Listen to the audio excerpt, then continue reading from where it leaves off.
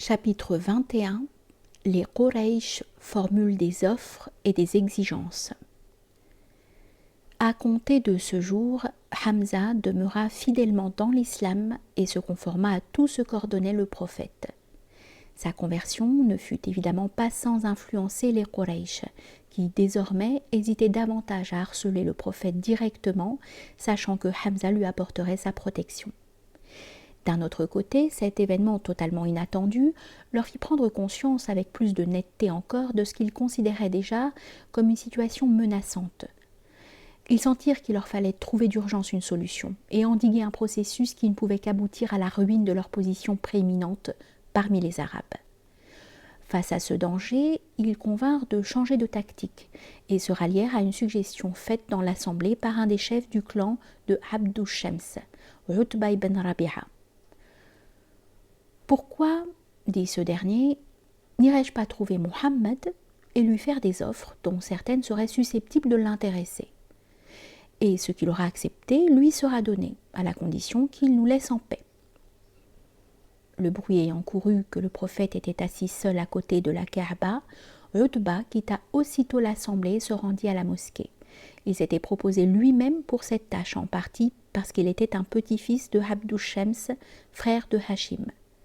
Et bien que les clans qui portaient les noms de ces deux fils de Abd Manaf, fils du grand Qusay, eussent suivi deux voies divergentes, leurs différences pouvaient être aisément aplanies en vertu de leur ancêtre commun. En outre, Utba était d'une nature moins violente et plus conciliante que la plupart des Quraysh. Il était aussi plus intelligent. « Ô fils de mon frère, dit-il au prophète, tu es, comme tu le sais toi-même, un noble de la tribu, et ton lignage te garantit une place d'honneur. Et voici qu'à présent tu donnes à ton peuple un motif de grave préoccupation. Tu as divisé leur communauté, déclaré que leur façon de vivre était insensée, parlé honteusement de leur Dieu et de leur religion, et tu as traité leurs ancêtres d'infidèles. Aussi, prête l'oreille à mes propositions, et vois s'il n'y en a pas parmi elles qui te paraît acceptable. Si c'est la richesse que tu cherches, nous rassemblerons pour toi une telle fortune, en puisant dans nos diverses possessions, que tu seras le plus riche d'entre nous. Si ce sont les honneurs qui t'attirent, nous ferons de toi notre suzerain, et nulle décision ne sera prise sans ton accord. Si c'est à la royauté que tu aspires, nous ferons de toi notre roi. Et si tu ne peux te délivrer par tes propres moyens de cet esprit qui t'apparaît, nous te procurerons un médecin et nous paierons ses soins sans compter jusqu'à ce que tu sois complètement guéri. »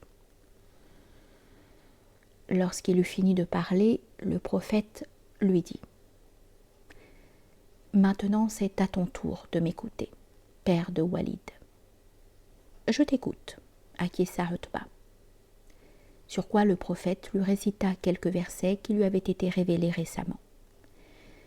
Utba s'était préparé à lui accorder au moins un semblant d'attention, par pure politique à l'égard d'un homme qu'il espérait se concilier. Mais après qu'il eut entendu quelques phrases, toutes ses pensées firent place à l'émerveillement devant les mots eux-mêmes. Il se tenait assis, prenait appui sur ses bras tendus derrière le dos, et il écoutait, stupéfait par la beauté du langage qui coulait vers ses oreilles. Les signes que le prophète lui récitait parlaient de la révélation elle-même, de la création de la terre et du firmament. Puis il parlait des prophètes et des anciens peuples qui, s'étant opposés à eux, avaient été détruits et voués à l'enfer. Puis il était fait mention des croyants à qui était promise la protection des anges en ce monde et la satisfaction de tous les désirs dans l'au-delà. Le prophète conclut sa récitation par ces mots. Au nombre de ces signes sont la nuit et le jour, et le soleil et la lune. Ne vous prosternez pas en adoration devant le soleil ou la lune, mais prosternez-vous devant Dieu, leur Créateur, si c'est vraiment lui que vous adorez. » Sur ce, il se prosterna en posant son front contre terre. Puis il ajouta : « Tu as entendu ce que tu as entendu, Aboul Walid, et maintenant tout réside entre toi et ces paroles. Lorsque Utba revint auprès de ses compagnons, ils furent tellement frappés par le changement d'expression de son visage qu'ils s'exclamèrent « Que t'est-il arrivé, Abul Walid ?» Il leur répondit « J'ai entendu des paroles telles que je n'en avais jamais encore entendues. Ce n'est point de la poésie, par Dieu, et ce n'est pas davantage sorcellerie ni vaticination. Hommes des Quraysh, écoutez-moi et faites comme je vous le dis. Ne vous opposez pas à ce qu'entreprend cet homme, mais laissez-le faire, car par Dieu, les paroles que j'ai entendues de lui seront reçues comme de grandes nouvelles. Si les Arabes l'abattent, vous en serez débarrassés par les soins d'autrui. Et si c'est lui qui subjugue les Arabes, alors sa souveraineté sera aussi la vôtre. Sa puissance sera votre puissance, et vous serez les plus fortunés des hommes. Les Quraysh se moquèrent de lui, en disant « Il t'a ensorcelé avec sa langue ?» « Je vous ai donné mon opinion, » répondit-il. « Maintenant faites comme bon vous semble. » Et il ne s'opposa pas davantage à eux, l'impression produite sur lui par les versets coraniques n'ayant eu qu'un caractère fugace.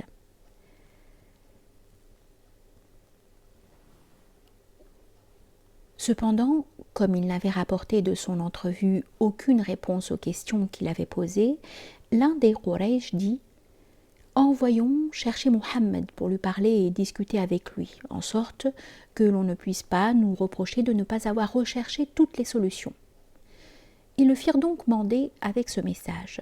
« Les nobles de ton peuple se sont assemblés afin de parler avec toi. » Il accourut aussitôt, pensant que quelque chose avait pu les amener à changer d'attitude.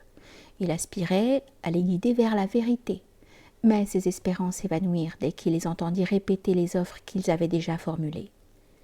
Lorsqu'ils eurent terminé, il leur dit « Je ne suis pas un possédé. Et je ne cherche parmi vous ni des honneurs, ni la royauté. Dieu m'a envoyé auprès de vous comme messager. Il m'a révélé un livre et m'a ordonné de vous porter de bonnes nouvelles et de vous avertir. Je vous ai transmis le message de mon Seigneur et j'ai été pour vous de bons conseils. Si vous acceptez de moi ce que je vous ai apporté, ce sera une bonne fortune pour vous dans ce monde et dans l'autre. Mais si vous rejetez ce que j'ai apporté, alors j'attendrai patiemment que Dieu juge entre nous. »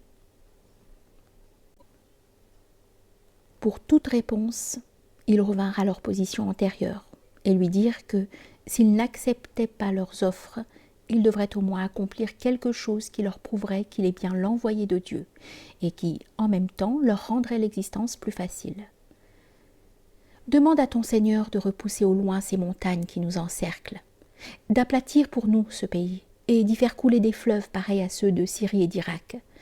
Demande-lui aussi de nous ressusciter quelques-uns de nos ancêtres, dont Koussaï, afin que nous puissions leur demander si tes paroles sont véridiques ou mensongères. Ou, si tu ne veux pas faire de telles choses pour nous, demande des faveurs pour toi-même. Demande à Dieu d'envoyer avec toi un ange qui confirmera ton message et nous opposera un démenti. Et demande-lui de t'accorder des jardins, des palais et des trésors d'or et d'argent, afin que nous sachions de quel statut élevé tu jouis auprès de ton Seigneur. » Le prophète leur répondit « Il n'est point dans ma nature de faire ce genre de demande à mon Seigneur, et je n'ai pas été envoyé pour cela. Mais Dieu m'a envoyé pour avertir et annoncer de bonnes nouvelles. »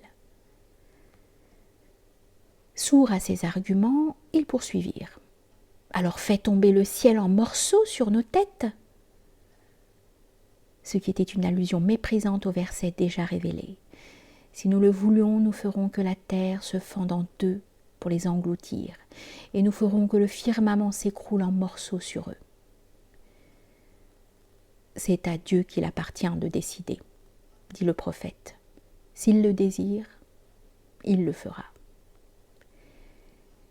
À cela, ils ne répondirent point, se contentant d'échanger quelques regards moqueurs. Puis ils abordèrent un autre point. Un des traits qui les intriguait le plus dans le nouveau message était la mention très fréquente qui était faite du nom Rahman, à la consonance étrange qui paraissait avoir une corrélation avec la source de l'inspiration du prophète. Une des révélations commençait par ces mots. L'infiniment bon, Ar-Rahman, il a enseigné le Coran.